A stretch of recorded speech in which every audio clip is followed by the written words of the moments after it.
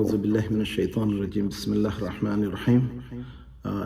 آج جو ہے سورہ بلد کا بیان ہوگا، جو کہ 35ویں صورت ہے مکہ میں جو نازل ہوئی، اور قرآن میں اس وقت 30ویں سپارے میں 90 صورت کے اس کا نمبر ہے۔ تو شروع کرتے ہیں۔ اعوذ باللہ من الشیطان الرجیم بسم اللہ الرحمن الرحیم۔ بسم اللہ الرحمن الرحیم۔ لا أقسم بهذا البلد وأنت حل بهذا البلد ووالد وما ولد لقد خلقنا الإنسان في كبد أيحسب أن لن يقدر عليه أحد يقول أهلكت مالا لبدا أيحسب أن لم يره أحد ألم نجعل له عينين ولسانا وشفتين وهديناه النجدين فلاقتحم العقبة وما أدراك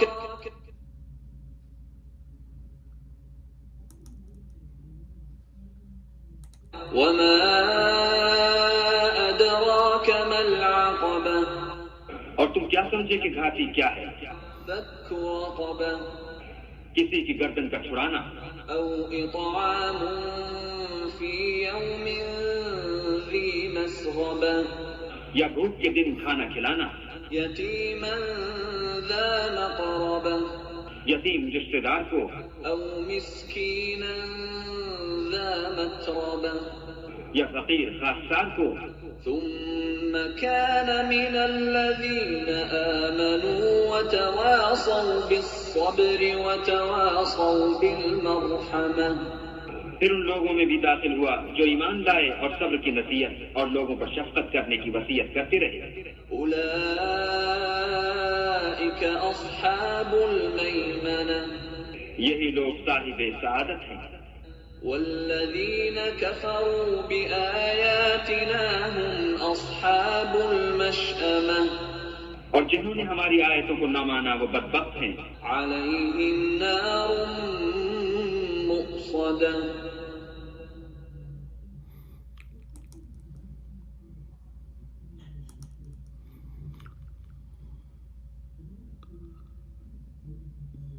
صدق اللہ العظیم۔ آواز آ رہی ہے آپ لوگوں کو؟ ہلو،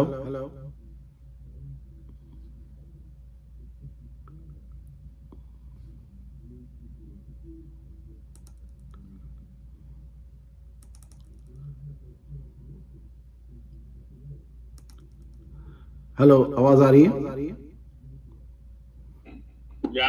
جی جی جی وہ اس وقت مجھے چینج کرنا تھا۔ الحمدللہ۔ تو سورہ بلد کی چند چیزیں ہیں، اس میں آپ کی وضاحت ہے، اور وضاحت یہ ہے کہ اللہ سبحانہ و تعالیٰ فرماتے ہیں کہ لا اقسم بہذا البلد، یعنی پہلے تو اللہ تعالیٰ نے اس کو نفی میں فرمایا نہیں، یعنی کوئی ایسی چیز تھی جو بیان کلام میں ہو رہا ہے۔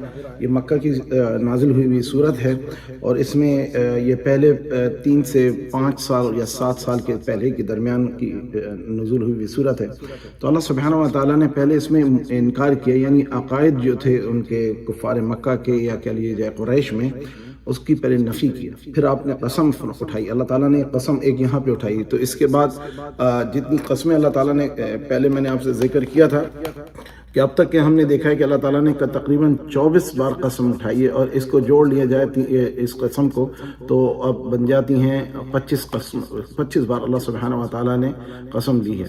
تو سورہ بلد کی قسموں کو اگر جوڑا جائے، اس میں 3 اور قسمیں لی ہیں تو تقریباً 30 قسمیں ہو جاتی ہیں۔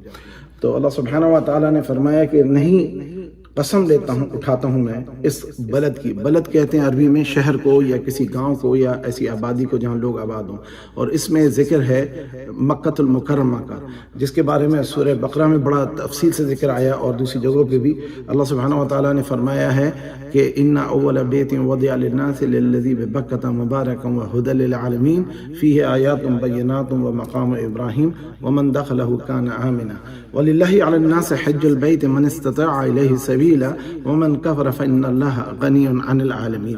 تو جس کے معنی یہ ہے کہ پہلا گھر اللہ تعالیٰ فرماتے ہیں جو انسان کے لیے یا بنی نوع انسان کے لیے عبادت کے لیے اللہ سبحانہ و تعالیٰ نے تعمیر فرمایا، وہ وادی بکہ میں تھا۔ تو شہر سے پہلے وادی تھی، اس لیے اس کو بکہ وادی کو کہتے ہیں، اور مکہ شہر کا نام رکھا۔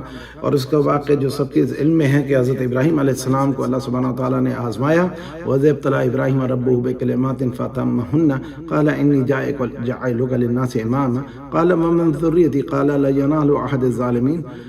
تو اس میں سورہ بقرہ میں ہی پہلے سپارے کے آخری حصے میں ہے، اللہ سبحانہ تعالیٰ نے فرمایا کہ ہم نے ابراہیم کو چند معاملوں میں آزمایا۔ تو اللہ تعالیٰ آزمائش کرتے ہیں بندوں کی، انبیاء اور رسل کی۔ تو آپ نے پھر ان پورے اپنے امتحان پہ پورے ثابت قدم رہے، تو اللہ سبحانہ تعالیٰ نے فرمایا کہ میں تم کو ناس کا، لوگوں کا امام بناؤں گا۔ اس میں ایک چیز سمجھ لیں کہ ابراہیم علیہ السلام سے پہلے، ابراہیم علیہ السلام کی نبوت رسالت سے پہلے اللہ تعالیٰ نے تمام اقواموں میں انبیاء و رسول بھیجے تھے۔ ابراہیم علیہ السلام کے بعد ان کی اولاد بنی اسماعیل اور بنی اسحاق میں انہوں نے اللہ تعالیٰ نے سارے انبیاء کو بھیجا۔ یہ بات ذرا وضاحت یوں کر لیں کہ سوال کرتے ہیں لوگ کہ جناب باقی قوموں میں نبی اور انبیاء اور رسول نہیں آئے، وہ اس وقت آئے تھے جب ابراہیم علیہ السلام کے پہلے۔ تو اللہ تعالیٰ نے ہند میں بھی بھیجے ہیں، اور جو کہا جاتا ہے کہ چین ہے یا ادر ممالک ہیں افریقہ میں یا ساؤتھ امریکہ میں، یا جو علاقے جو اس وقت آبادیاں تھیں، ہر قوم میں اللہ تعالیٰ نے فرمایا کہ ہم نے ایک ڈرانے والا اپنا نبی اور رسول بھیجا تاکہ لوگوں کو ہدایت دی جا سکے۔ تو یہ ابراہیم علیہ السلام کے بعد جو ہیں وہ پھر خاص طور پہ ذکر اس علاقے کا ہو رہا ہے، کیونکہ عموماً سوال ہوتا ہے کہ کیا چین اور جاپان میں جہاں پہ آبادی تھی اس وقت، یا آسٹریلیا میں جو بھی قوم تھی، ان کو اللہ تعالیٰ نے نبی اور رسول بھیجے یا نہیں؟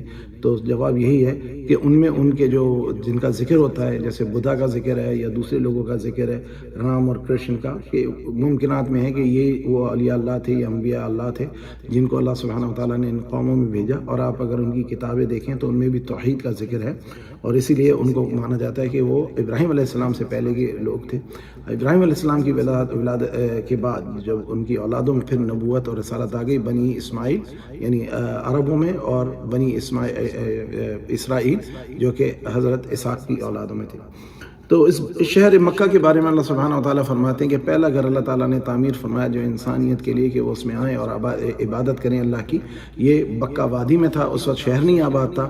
اور اللہ سبحانہ و تعالیٰ نے مکہ کو ام القریٰ بھی کہا گیا ہے، اور اس لیے کہ یہ انسان کے وجود سے پہلے عبادت کی جگہ یا عبادت کا گھر تھا۔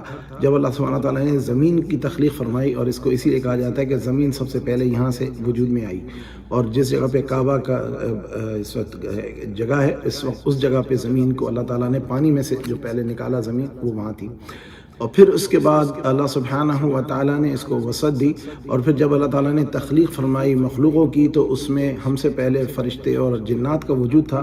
اور یہ بھی ہے حدیثوں میں آیا ہے کہ اس وقت اللہ سبحانہ و تعالیٰ نے جنات کو زمین پہ خلافت دی تھی، اور ان کی خلافت جب انہوں نے وہاں پہ شر پھیلایا تو اللہ تعالیٰ نے فرشتوں کو بھیجا جبرائیل علیہ السلام کے ساتھ، اور انہوں نے ان کو وہاں سے ان کا شر ختم کیا، ان کو مار کے ان کو جنگلوں اور بیابانوں میں اور کچھ اور جگہوں پہ ان کو زمین کے حصوں میں بھیج دیا۔ اور جب آدم علیہ السلام کی ولادت ہوئی تو اس کو گھر کو بنانے کے لیے جبرائیل علیہ السلام تشریف لائے، اور انہوں نے آدم علیہ السلام کے ساتھ مل کر کے پہلا کعبہ تعمیر فرمایا۔ تو پہلے آرکیٹیکٹ جو تھے آدم علیہ السلام تھے، اس کے بعد جو دوسرے آرکیٹیکٹ، اس کے بعد یہ جو نوح علیہ السلام کا طوفان آیا اس میں یہ مسمار ہو گیا تھا، اور اللہ تعالیٰ نے بیت المعمور پہ فرشتوں کے لیے، فرشتے بھی اس سے پہلے جنات سے پہلے یہاں پر عبادت کرتے تھے، تو ان کے لیے بیت معمور 7ویں آسمان پہ بنایا، جس میں وہ فرشتے جو ہیں وہ اللہ تعالیٰ کے گھر کی زیارت کرتے ہیں، حج کرتے ہیں، عمرہ کرتے ہیں، کرتے ہیں اور اس کے بعد وہ وہاں کا طواف بھی جاری رہتا ہے. اور جہاں تک کہ حدیث سے پتہ لگا ہے کہ جو پہلا فرشتہ اس میں داخل ہوا تھا اس کی باری نہیں آئے گی قیامت تک کے، کیونکہ اتنے اللہ تعالیٰ کے فرشتے اور ملائک ہیں جو وہاں پہ طواف کرتے ہیں بیت معمور پہ. اور حضرت ابراہیم علیہ السلام بیت معمور کے ساتھ بیٹھے ہیں، اور جتنی بھی مسلمان یہ کہہ لیں بچے سارے، جب بچوں کی فوت ہوتے ہیں بچے، ان کی روحیں جو ہیں وہ ابراہیم علیہ السلام کے ساتھ ہیں. اور روحوں پہ بھی انشاءاللہ بات ہوگی، روحوں کے کون ہیں، کیا ہیں، ان کے کیا خصوصیات ہیں، ان کے اندر کیا کمیاں ہیں یا ان کے اندر کیا چیزیں ہیں جس کو عموماً ادراک نہیں ہو پاتا، جس کے اوپر کافی لوگوں کے اختلاف بھی ہوتے ہیں کہ سمع الموتیٰ پہ اور استمداد کے اوپر سوال ہوتے ہیں. انشاءاللہ وقت کے حساب سے اس کی وضاحت کی جائے گی. تو اللہ سبحانہ و تعالیٰ نے اس کو مکہ وادی بکہ میں مکہ شہر کو تعمیر فرمایا. جب حضرت نوح علیہ السلام کا طوفان آیا تو یہ مسمار ہو گیا. پھر اللہ سبحانہ و تعالیٰ نے ابراہیم علیہ السلام کو حکم فرمایا، اور ابراہیم علیہ السلام جب دیکھا کہ وہ اسماعیل علیہ السلام کچھ 14-15 سال کی عمر میں تھے تو ابراہیم علیہ السلام کو ایک اور بڑی آزمائش میں ڈالا. انہوں نے فرمایا انی ارا فی المنام ان تذبحک قال یا ابت افعل ما تؤمر. تو یہ اسماعیل علیہ السلام اور ابراہیم علیہ السلام کے درمیان میں یہ کلام ہوا کہ وہ تشریف لائے زیارت کے لیے اپنے بچوں کو، بیٹے اور بیوی کو دیکھنے کے لیے. تو مکہ میں تو انہوں نے خواب میں 3 دن یہ دیکھا، ابھی اسحاق علیہ السلام کی ولادت نہیں ہوئی، تو انہوں نے دیکھا کہ انی اصبحک، تو انہوں نے خواب میں دیکھا کہ میں تجھے ذبح کر رہا ہوں. جو ان کی تفصیل آئے گی انشاءاللہ جب ہم سورہ اس میں ذکر میں آئیں گے. تو بیٹے نے کہا یا ابت افعل ما تؤمر، اے اللہ ابا آپ جو بھی اللہ تعالیٰ نے آپ کو حکم فرمایا آپ اس کو کر دیں اور مجھے ثابت قدم پائیں گے.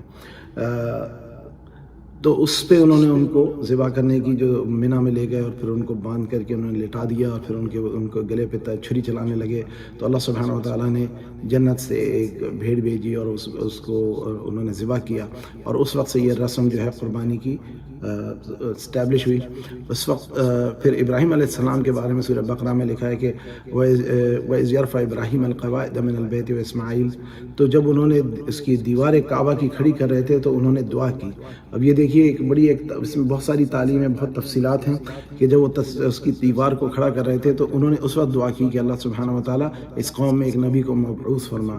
تو اذ يرفع ابراہیم القواعد من البیت واسماعیل ربنا تقبل منا انك انت السميع العليم ربنا وجعلنا المسلمين لك من ذرية امة مسلمة لك وارنا مناسكنا وتب علينا انك انت التواب الرحيم ربنا وبعث فيهم رسولا منهم يتلو عليهم آياتك ويعلمهم الكتاب والحكمة ويزكيهم انك انت العزيز الحكيم. سورہ بقرہ میں اس ذکر ہے کہ جب انہوں نے دعا کری، جب بنا رہے تھے تو ایک مسجد بنانے میں اور مسجد کی آباد کرنے میں ایک بڑی اہم چیز ہے جس پہ توجہ رکھنی چاہیے کہ اس کو اللہ کی رضا کے لیے اس طرح سے بنائیں کہ ہم اس میں دعا کریں کہ یا اللہ یہ نبیوں اور رسولوں کا عمل ہے.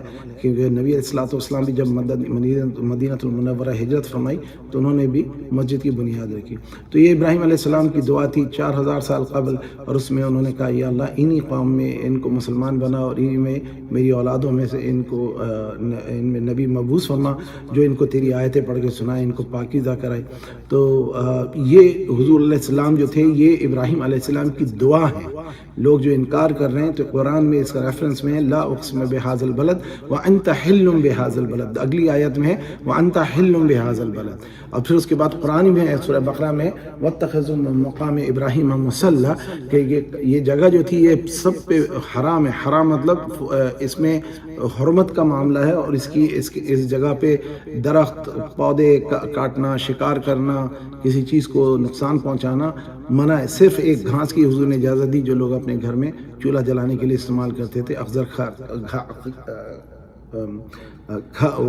گھاس کہلاتی ہے، وہ ایک خاص گھاس ہے، تو صرف اس کی اجازت دی تھی، ورنہ تو حضور نے تمام چیزوں کو وہاں پہ استعمال کرنے میں منع فرمایا کہ اس کو توڑ پھوڑ نہ کری جائے.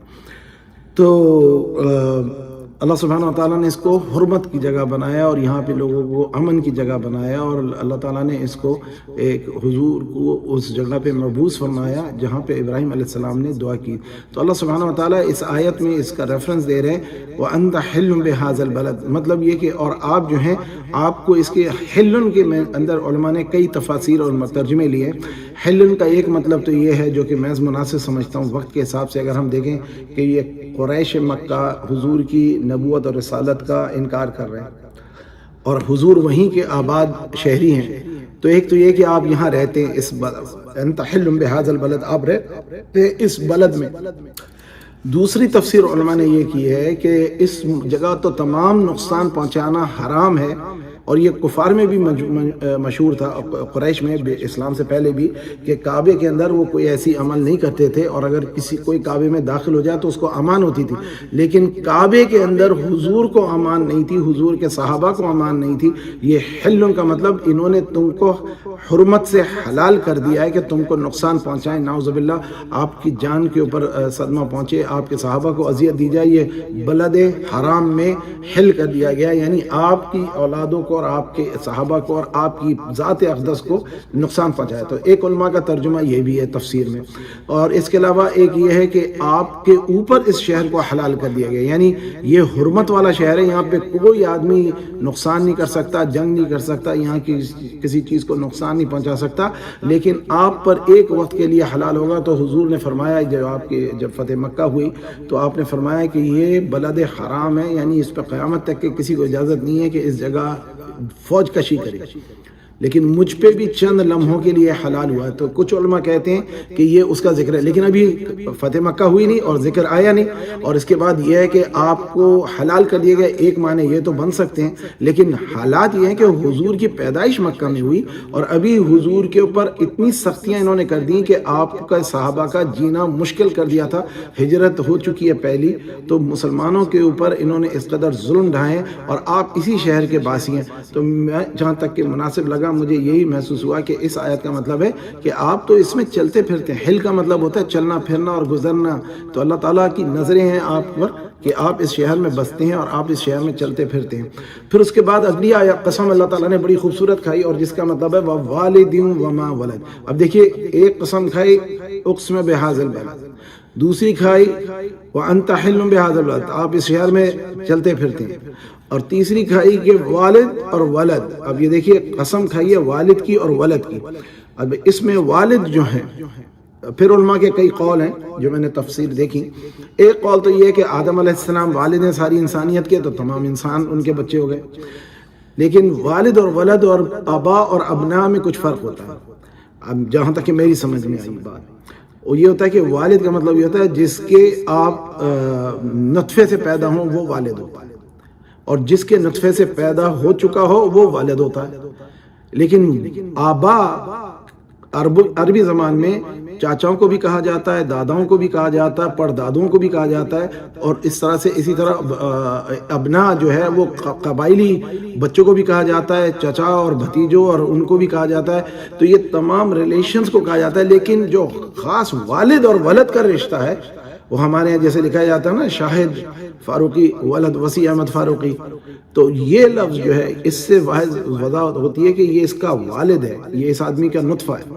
تو یہ والی بات جو ہے نا، والدی وما ولد، قسم کھائی اللہ نے حضور کے والد کی، یا حضور خود بھی والد تھے کیونکہ حضور کے بیٹے تھے، ابو القاسم کا آپ کا لقب تھا، انتقال ہو گیا تھا کم عمری میں، دوسرے بیٹے طاہر تھے جن کا انتقال ہو گیا تھا بچپن میں، پھر صاحبزادی تھی زینب رضی اللہ عنہ، پھر ام کلثوم تھی، پھر رقیہ رضی اللہ تعالی عنہ تھی، اور پھر فاطمہ بنت محمد رسول رضی اللہ عنہ تھی۔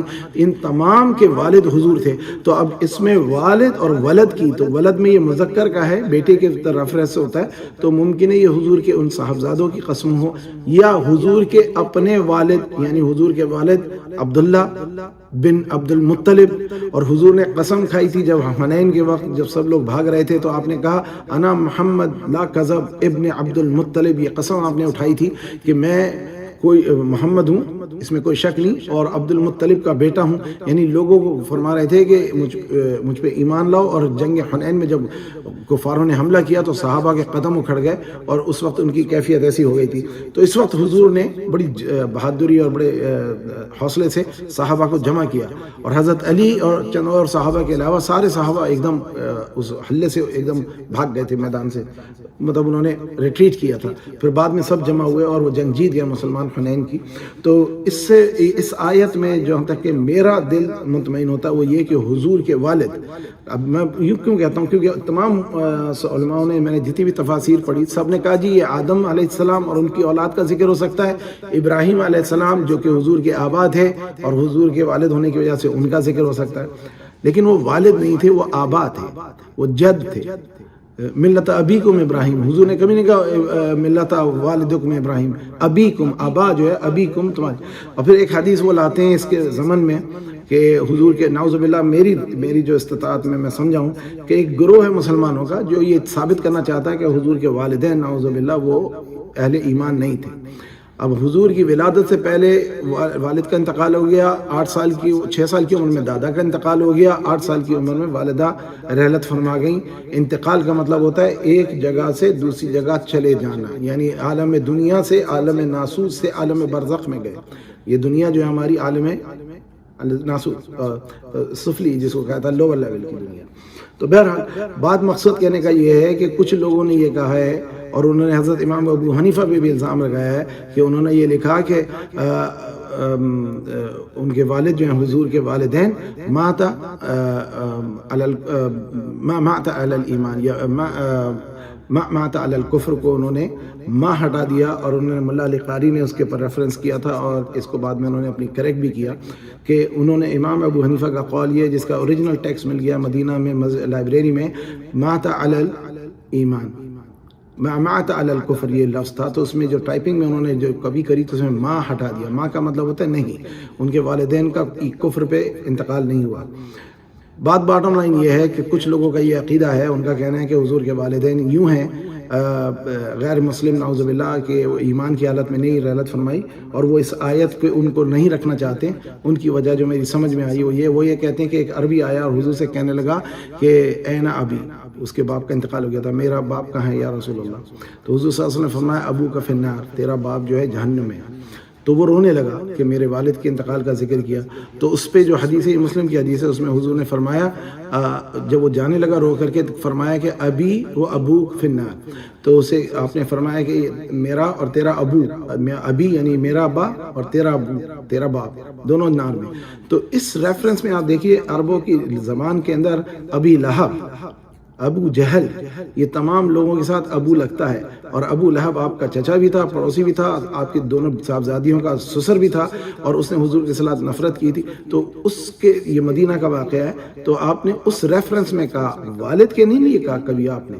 پھر اس کے بعد ایک اور میں آپ کو بات بتاؤں کہ قرآن میں حکم ہے کہ اللہ تعالیٰ فرماتا ہے کافروں کی قبر پہ آپ نہ جائیں اور ان کے لیے ایصال ثواب کی دعا بھی نہ کریں، کبھی ان کے لیے توبہ استغفار بھی نہ کریں. آپ ان کے لواحقین کے ساتھ ہمدردی کریں، ان کو صبر کی تلقین کریں اور ان کے لیے اللہ سے صبر کی دعا مانگیں. اور تمام آپ زندوں کے لیے کر سکتے ہیں کیونکہ ان کے لیے پوٹینشیل ہے، اللہ تعالیٰ ان کے اسلام میں داخل فرما دے مرنے سے پہلے. لیکن جو گزر گئے ہیں کافر ہیں ان کے لیے اللہ تعالیٰ نے منع فرمایا ہے. اور اس ریفرنس میں ایک بات جو آپ کو میں بتا دوں اس زمن میں کہ حضور علیہ الصلوۃ والسلام فتح مکہ کے بعد مدینہ تشریف لے جا رہے تھے، صحابہ کے ساتھ تھے. ابوا کا مقام پر آپ تھوڑی دیر کے لیے خاموشی سے بغیر کسی کو بتائے الگ ہو گئے. جب آپ وہاں سے چلے گئے تو صحابہ کو فکر ہوئی کہ کہیں حضور کو کوئی صدمہ نہ پہنچ جائے یا کیا ہو گیا حضور کو. وہ دیکھنے گئے تو آپ کو دیکھا کہ آپ جو ہیں ایک قبر کے سامنے بیٹھے ہوئے ان کے سرانے، اور وہاں پر بیٹھ کر کے آپ زار و قطار رو رہے ہیں اور آپ ایسے اکڑو ہو کر کے بیٹھے ہوئے.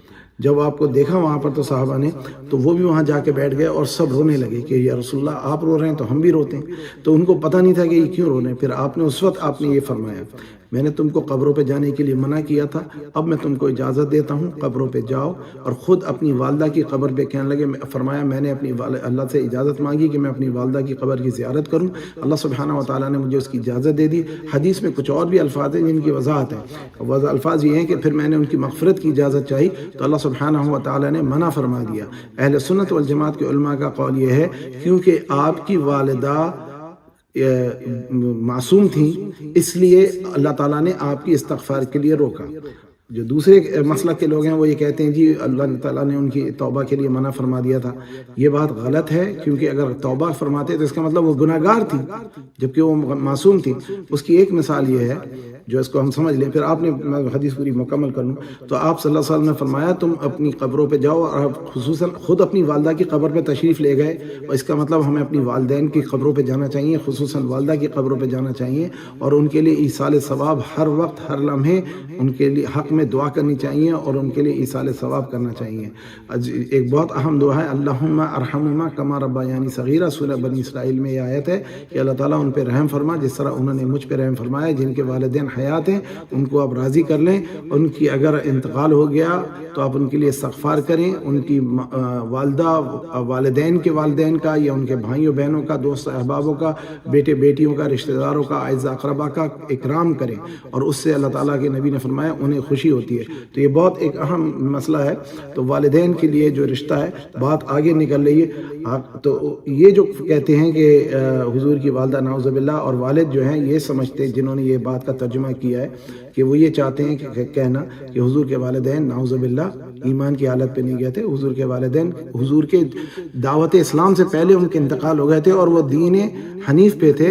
اور اس کی مثال سورہ قریش میں حضور کے دادا عبد المطلب نے ابرہہ کو کیا کہا تھا؟ آپ نے فرمایا تھا کہ اللہ کا کعبہ ہے، تو اس کا مطلب ان کا اللہ پہ ایمان تھا، اس میں تفصیلات ہمیں نہیں پتہ۔ پھر آپ کے والد اور والدہ کے بارے میں بہت زیادہ نہیں لکھا ہے، لیکن انہوں نے ہمیں کہیں نہیں پتہ لگتا کہ وہ لات و منات اور عزا کی عبادت کرتے تھے۔ نمبر 3، مچھلی جس میں حضرت یونس علیہ السلام 40 دن رہے وہ جنتی ہے۔ حضرت صالح کی اونٹنی جنتی ہے۔ اصحاب کہف کا کتا جو ان کی حفاظت کر رہا تھا وہ جنتی ہے۔ آپ غور کریں 40 دن ایک مچھلی کے پیٹ میں نبی رہتا ہے تو وہ جنتی ہو جاتی ہے۔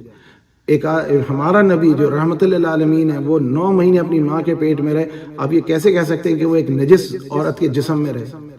نعوذ باللہ، یہ تو گناہ کی بات ہے، ہمارا ایسا تصور بھی۔ تو ہمیں ایسا سوچنے سے پہلے سوچنا چاہیے کہ ہم اپنے نبی کو، میری ماں اور میرے باپ تو ہیں وہ تو جنتی ہیں، لیکن میرا نبی جو کہ ساری دنیا کو رحمت ہے، ان کو اللہ تعالیٰ نے ایسی ماں کو چنا کہ جو نعوذ باللہ نجس اور ناپاک اور بے ایمان تھی۔ لا حول ولا قوۃ الا باللہ العلی العظیم۔ اللہ تعالیٰ ہمیں اس گندی سوچ سے محفوظ فرمائے۔ تو میرا قول یہ ہے جو میں نے سمجھاؤں کہ والدی وما ولد، اللہ تعالیٰ نے قسم اٹھائی ہے حضور کے والد کی، حضور کے والد کے والد کی، حضور کی اپنی اور حضور کے بیٹے کی، کیونکہ یہ والد ولد یہ ساری ریلیشن میں آتی ہیں۔ ابنا اور آبا جو ہیں وہ چچا اور دادا اور تایا اور پھپا ان تمام کے رشتوں میں آتے ہیں۔ پھپا تو نہیں آتا، ددیال سے رشتہ جو چلتا ہے اس کی میں بات کر رہا ہوں۔ تو اللہ سبحانہ و تعالیٰ نے ایک قسم یہ اٹھائی ہے۔ پھر اس کے بعد فرمایا لقد خلقنا الانسان فی کبد۔ اب موضوع بدل گیا ہے، اب ذکر ہو رہا ہے جنرل ہیومینٹی کا، کہ بے شک انسان کو ہم نے تکلیف میں پیدا فرمایا، ہمیشہ اس کے ساتھ سختی کا معاملہ۔ یحسب ان لن یقدر علیہ احد، اور وہ اس بات کا احساس کرتا ہے، اس نے حساب لگا لیا کہ اس کا کوئی حساب اس کے اوپر کسی کو قدرت نہیں حاصل ہے۔ یقول اہلکت مالا لبدا، یہ کفار کہتے تھے جو حضور کے خلاف تھے کہ ہم نے اپنا مال جو ہے وہ ضائع کر دیا۔ ہلاکت یعنی کسی کا اپنا مال خرچ کر دینا، مالا لبدا۔ ایحسب ان لم یرہ احد، کہ اس نے یہ حساب لگا لیا، یحسب کہ ان بے شک، لم یرہ نہیں دیکھا اسے کسی ایک نے، علم نجعل لہ عینین، کیا ہم نے اس کو 2 آنکھیں نہیں دی، ولسانا وشفتین، اور ایک زبان اور 2 ہونٹ نہ دیے، وَهَدَيْنَاهُ النَّجْدَيْنِ، اور ہم نے کیا اس کو 2 راستے نہیں بتائے۔ اب ان چیزوں کے بارے میں ہم غور کریں تو اللہ سبحانہ و تعالی ہمیں بتا رہے ہیں کہ ایک تو اپنا مال آپ خیر میں خرچ کرتے ہیں اور ایک شر کے کاموں میں کرتے ہیں۔ تو دینی کاموں میں جو خرچ کرتا ہے وہ تو اللہ تعالیٰ سے رحمت کی امید رکھتا ہے، لیکن یہ کافر جو تھے حضور کے خلاف خرچ کرتے تھے، حضور کے صحابہ کو اذیت پہنچانے کے لیے اور ان کو تنگ کرنے کے لیے اور ان کے کاروبار کو برباد کرنے کے لیے پوری دل و جان سے کوششیں کرتے تھے۔ تو ایک تو یہ وہ ہے، دوسرا یہ کہ وہ یہ سمجھتے تھے کہ انہوں نے یہ سمجھ رکھا ہے کہ آج بھی جو ظلم ہو رہا ہے مسلمانوں پہ یا انسانیت پہ، مظلوموں پہ، کہ کوئی اس کو دیکھ نہیں رہا ہے۔ اللہ تعالیٰ فرما رہے ہیں ہم تو دیکھ رہے ہیں، اور کیا ہم نے تم کو 2 آنکھیں نہیں دی کہ تم خود دیکھو؟ علم نجعل لہ عینین اور لسانا وشفتین، کیا ہم نے تم کو زبان ایک نہیں دی اور 2 ہونٹ دیا کہ جس سے تم بات کرو اور کلام کرو؟ اور حضور صلی اللہ علیہ وسلم کا قول ہے جو زبان سے نکلے وہ پکڑا جاتا ہے، اس کو لکھنے والے 2 فرشتے بیٹھے ہوئے کرامن کاتبین، اور ہر وہ زبان سے نکلا ہوا لفظ انسان کے لیے باعث رحمت اور باعث جہنم ہوتا ہے۔ اور ایک حدیث میں آپ نے فرمایا کہ ہر صبح جسم کے اعضاء بندے کو کہتے ہیں، اس زبان کو اس کے کہتے ہیں باادب ہو کر کے تو اپنے کو قابو میں رکھ، تیری غلط بیانی سے، تیرے غلط استعمال سے ہم پر عذاب ہوتا ہے۔ تو انسان کو اپنی زبان کے اس کی بھیجنا پڑتا ہے، کیونکہ جو زبان سے نکل جاتا ہے پھر اس کے لیے دنیا اور آخرت میں دونوں کے لیے پریشانی کا باعث بنتا ہے۔ تو ایک بہت اہم ہے لسان و شفتین، کہ ہم نے اس کو 2 ہونٹ نہیں دیے کہ ان سے یہ بات کرے اور پورے اپنا موضوع بیان کرے۔ اور عربی زبان کے بارے میں خوبی ہے کہ اس کے حروف تہجی جتنے بھی ہیں ان کی خاص مخارج الحروف ہیں، اور جن کے لیے ہونٹ کا بھی استعمال ہوتا ہے، جیسے کہ الف خالی منہ سے نکلتا ہے، با دونوں ہونٹوں کو جوڑ کر کے دور کر دیں، ہوا بیچ میں سے نکال دیں زبان کی، با بن جاتا ہے۔ تا، دانت کو نچلے اوپر دانت کی تہ پہ لگا کر کے تا کریں تو یہ تا ہو جاتا ہے. تو سین زبان کو گھما کر کے دونوں زبانوں دانتوں کے درمیان میں آپ استعمال کریں تو آپ کو سین. تو اگر ہونٹ نہ ہو تو بندہ جو ہے با نہیں بول سکتا. ناک سے قاف کا غنہ کا نکلتا ہے. بہرحال تو یہ تمام تفصیلات موجود ہیں جو کہ سمجھنے اللہ سبحانہ وتعالیٰ ان کو بتا رہے ہیں. وَهَدَيْنَاهُ النَّجْدَيْنِ. اس میں ایک تعبیر تو یہ ہے کہ کیا ہم نے تم کو دو راستے نہیں دکھا دیے ہدایت کے. اور اس کی ایک تفسیر یہ کرتے ہیں کہ جب انسان کا بچہ پیدا ہوتا ہے تو اللہ سبحانہ وتعالیٰ اس کو فطری طور پہ اس کے اندر یہ خواہش ڈالتے ہیں کہ وہ ماں کے دودھ اس کے طرف جاتا ہے اور وہاں سے اپنی غذا پاتا ہے. تو ان کو بھی کہا گیا دو نجد، دو راستے، ہدیناہ النجدین، دو راستے بتا دیے جہاں سے وہ اپنی غذا حاصل کرے. فلاقتحم العقبہ. کیا تم نے نہیں دیکھا کہ عقبہ کیا ہے؟ اور وما ادراک ما العقبہ. تم نے کیا جانا کہ عقبہ کیا ہے؟ فک و رقبہ. یہ ایک گھاٹی ہے. او اطعام فک و رقبہ. یہ کہتے ہیں اسٹیپ جیسی سلانٹنگ ہوتی ہے نا، اس طرح کی ایک گھاٹی کو اس میں ریفر کیا گیا. اور اللہ سبحانہ وتعالیٰ فرماتے ہیں فک و رقبہ. تو تم یہ بڑی ایسی جگہ ہے کہ جس کو اگر ہم سمجھ سکیں کہ فک و رقبہ اور اطعام فی یوم ذی مسغبہ. تو اور وہ دن جب کسی کو کھانا کھلایا، او اطعام فی یوم ذی مسغبہ. اور یہ اس کی مثال دی کہ گھاٹی ہے کہ کسی غریب کو کھانا کھلانا، کسی بھوکے کو جب تمہاری مصیبت ہو اور جب تم خود بھی بھوکے ہو رہے ہو، بھوک کی حالت میں اس دن کسی کو کھانا کھلانا. اور ایک حدیث ہے جس میں اللہ سبحانہ وتعالیٰ نے فرمائے گا یوم محشر بندے سے کہ میں بھوکا تھا، میں بیمار تھا، میں حاجت میں تھا اور تو نے نہیں آیا، نہ تو نے میری تیمارداری کی، نہ تو مجھے کھانا کھلایا، میری ضرورت تھی تو نے پوری نہیں کی. تو بندہ بولے گا یا اللہ آپ تو رب العالمین ہیں، آپ کو کیا ضرورت ہے، حاجت ہے. تو اللہ سبحانہ وتعالیٰ فرمائیں گے کہ فلاں فلاں دن فلاں بندہ بیمار تھا، تو اس کی تیمارداری کو نہیں کیا، وہ میں تھا. جس دن فلاں فلاں بندہ تیرے در پہ آیا تھا، اس نے مدد مانگی تھی، تو نے اس کو انکار کر دیا، وہ میں تھا. اور جس فلاں فلاں دن وہ بندہ بھوکا تھا اور ضرورت مند تھا اور تو نے اس کو کھانا نہیں کھلایا. تو یہ آپ ابتدائی اسلامی دعوت میں آپ دیکھیں کہ زیادہ انسان کو کھلانے کے اوپر توجہ ہے، کسی کے ساتھ ہمدردی کرنے پر توجہ ہے. اور یہ جو اخلاق تھا کفار مکہ کا وہ یہ تھا کہ وہ یتیموں کا مال لیتے تھے، غریبوں کا مال لوٹ لیتے تھے اور مسکینوں کے ساتھ بدسلوکی کرتے تھے، غلاموں کو بری طرح سے پیش آتے تھے. تو اللہ سبحانہ تعالیٰ فرماتے ہیں او اطعام فی یوم ذی مسغبہ. یا یہ گھاٹی کیا ہے، یہ عقبہ کی گھاٹی کیا ہے؟ یہ ایک ایسا جیسے پہاڑ سے سلانٹ ہوتا ہے نا، سلپری، بالکل سلوپ، جس میں آپ ایک دم سلپ ہو کر کے نیچے چلائیں، اس کو کہا جاتا ہے کہ آدمی پھسل جائے. یہ وہ گھاٹی ہے. یعنی ایک ایسا مقام بتایا ہے اس مثال سے کہ اگر آپ نے یہ چھوٹی چھوٹی چیزیں جن کو آپ اگنور کرتے ہیں، یہ گھاٹی کا مقام ہے جہاں پر آپ گر جاتے ہیں، پھر گھاٹی میں چلنا مشکل ہوتا ہے. تو اس وقت کبھی کوئی کھانے کو مانگے تو کبھی اس کو انکار نہ کریں. کسی کو آپ روڈ پہ دیکھیں، فرمایا یتیمن ذا مقربہ. یتیمن اس کا بڑا ہم اردو میں پتہ ہے، یتیم مقربہ مطلب قرابت دار. قرابت دار کون ہوتے ہیں؟ ہمارے رشتہ دار، ہمارے اعزاء اقربا، ہمارے بھائی بہن، ہمارے رشتہ دار قریب کے دور کے، چچا پھپھا تایا فلاں، تمام رشتے جو آتے ہیں آدمی کے خون کے رشتوں کے. آپ یہ دیکھیں کہ اللہ سبحانہ تعالیٰ فرماتے ہیں، حدیث میں حضور نے فرمایا کہ ایک صحابی آیا کہنے لگا کہ میرا دل بڑا سخت ہے، مجھ میں نرمی نہیں ہے. آپ نے کہا یتیموں کے سر پہ ہاتھ رکھا کرو، اس سے تمہارے دل میں اللہ تعالیٰ نرمی ڈالے گا. پھر ایک نے کہا کہ آپ نے فرمایا اس حدیث میں کہ جتنے اس کے سر پہ بال ہیں اللہ تعالیٰ اتنی نیکیاں تیرے حق میں لکھ دے گا اگر تو کسی یتیم کے سر پہ شفقت سے ہاتھ رکھے. مطلب یہ تھا کہ ان کا لک آفٹر کرے. پھر اس کے بعد فرمایا او مسکینن ذا متربہ. اور وہ مسکین یعنی اتنا غریب کہ جو متربہ، تراب کہتے ہیں نا، تراب مٹی، تراب اردو میں بھی کہا جاتا ہے کیونکہ جیسے حضرت علی کا لقب ہے ابو تراب، مطلب مٹی کے بعد. حضور ایک بار وہ ناراض ہو گئے تھے حضرت فاطمہ سے اور جا کر مسجد نبوی میں کچا مٹی تھی، اس پہ کچی فرش تھا، مٹی خشک بجری تھی، اس پہ سو گئے. تو حضور آئے اور آپ نے ان کی کپڑے جھاڑے اور فرمایا کہ ابو تراب اٹھو. ناراض ہو گئے فاطمہ سے، تو اس لیے ان کا لقب وہ بڑا کہتے تھے مجھے بہت محبوب ہے یہ لقب. تو اس وقت یہ مسکین ذا متربہ یعنی وہ غریب جو خاک فروش، خاک نشین ہیں، یا کہتے جائے کہ ان کا اتنا برا حال ہے کہ وہ ان کے پاس رہنے کو گھر نہیں ہے، ان کے پاس بستر نہیں ہے سونے کو. تو یہ ان لوگوں کا ذکر کیا جا رہا ہے. تو دیکھیں کھانے کا ذکر ہو رہا ہے، یتیموں کے ساتھ بھلائی کا ذکر ہو رہا ہے، اور مسکینوں کے ساتھ اچھا سلوک. اور اسی لیے اسلام میں زکوٰۃ کا حکم آیا. ثم کان من الذین آمنوا وتواصوا بالصبر وتواصوا بالمرحمہ، اور پھر ان کے ساتھ اچھا سلوک کہ جو ایمان لائے اور ایک دوسرے کو نصیحت کریں صبر کی اور ایک دوسرے پر رحم کریں۔ حدیث میں حضور علیہ الصلوۃ والسلام نے فرمایا ارحم من فی الارض یرحمکم من فی السماء، زمین والوں پہ رحم کرو تو آسمان والا تم پہ رحم کرے گا۔ اور ایک حدیث میں فرمایا جو رحم نہیں کرتا اس پہ رحم نہیں ہوتا، یعنی من لا یرحم لا یرحم، تو جو رحم نہیں کرتا اس پہ بھی رحم نہیں کیا تھا۔ اولئک اصحاب المیمنہ، اور یہی لوگ ہیں جو کہ کامیابی پانے والے ہیں۔ والذین کفروا بآیاتنا ہم اصحاب المشأمہ، تو جنہوں نے ہماری آیات کفر کیا وہ ہیں نقصان اٹھانے والے یا خسارے والے لوگ۔ اب آپ اس پہ غور کیجئے گا، یہ اس آیت پہ کہ 16ویں 18ویں آیت تک کہ اللہ سبحانہ وتعالیٰ ترغیب بھی دلا رہے ہیں، اور 17ویں 18ویں آیت والوں کو اللہ تعالیٰ نے فرمایا یہ اہل ایمان ہے جو کہ کامیاب لوگ ہیں، اور پھر اس کے بعد ہمیشہ کمپیریزن ہوتا ہے ایمان والوں کا اور بے ایمانوں کا۔